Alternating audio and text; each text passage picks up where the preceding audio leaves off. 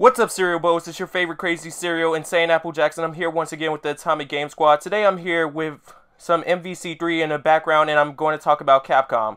Now, I might be a little late on the topic of the whole takeover thing, but while searching it, I didn't see any new news, so I thought I'd still hop on the bandwagon. So basically, I'm going to run through a few options of how I see this little takeover thing going from worst to best, and yeah, just run through that real quick. So, just to give you a little background on my opinion of Capcom, up to the 7th generation, I want to say, with the PS3s and the Xbox and everything, I want to say that Capcom has always been one of those companies where I could sit up here and look at it and just be like, oh, it's Capcom, I'm going to pick it up.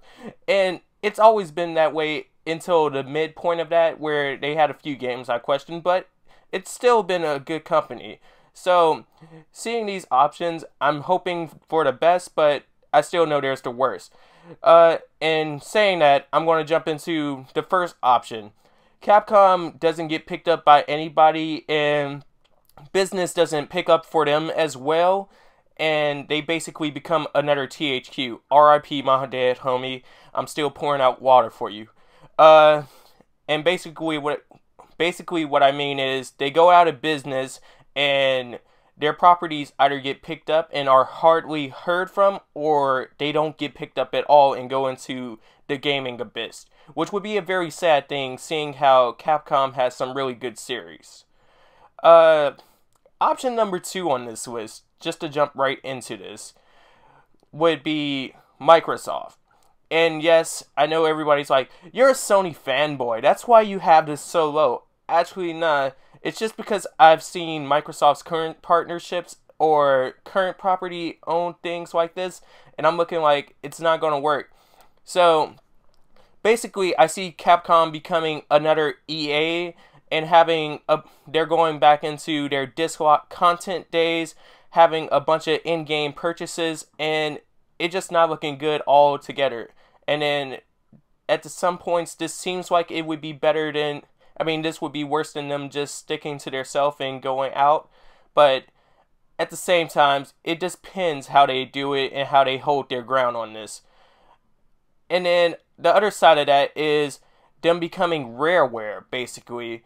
And yes, I know that's a low shot, but a lot of properties are either remade very horribly or never seen from. So it's just as bad. And while you're questioning, oh, you're just a Sony boy, think about that.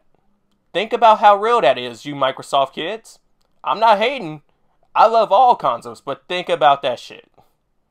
Okay, third up on the list, we're going to go with the underdog of this war, as everybody likes to call them, Nintendo.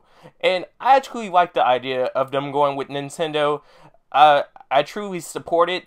One of my problems is that, well, one, this sounds petty as hell, but I'm into the whole trophy game, achievement hunting thing, so I would be kind of disappointed because, to my knowledge, there is no system like that, and I would enjoy getting all these achievements for playing these games that I invested money into and all this other shit.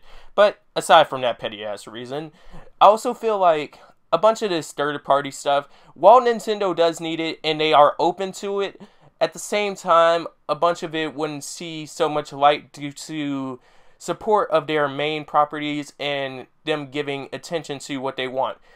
On the other side, while I know Nintendo has released some mature rated games before and is still into that business and can make some good stuff, like Internal Darkness. Where that Internal Darkness 2 at? We just Nintendo, we patented that, but, we ain't gonna work on it anymore. Anyway, I'm just saying, some of that stuff might get rolled back and we might not see it as beautifully as we want to anymore, but hey, I'm just saying. Now to jump into my last option of this, and yes, I obviously put Sony at the top, and that's because it's my main platform gaming preference. But at the same time, I saw it getting the most out of it because, to be honest with you, a bunch of Capcom games that are out here circling around as third-party games now have pretty much started off their careers as Sony exclusive games. So, if Sony picked this back up, not only would it be good for them, it would be a chance to get all the properties back as exclusives and lock them down, or charge money from your competitors instead of here and get your series back, but share it off that cash. I mean, it's just a nice opportunity for them. Plus, it would back them up for making more long-term series while they're in the process of making these new IPs that everybody's always talking about. Oh, we need more IPs. Oh, you stopped making that one IP I liked. Oh, that IP I like is now on another system. And all that stuff, right?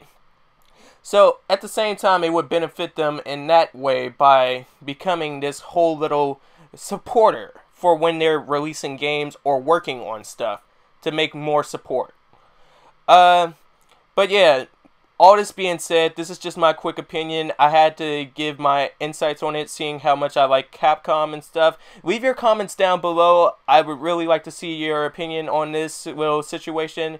Yeah, your boy InsaneAppleJackz. Please like, fave, subscribe. I know I just ran out of video time, so you're going to see a black screen for the next few seconds. But yeah, please like, fave, subscribe, follow. Check out all my other stuff, like the Twitch and stuff. Leave your comments down below, and I'll catch you next vid.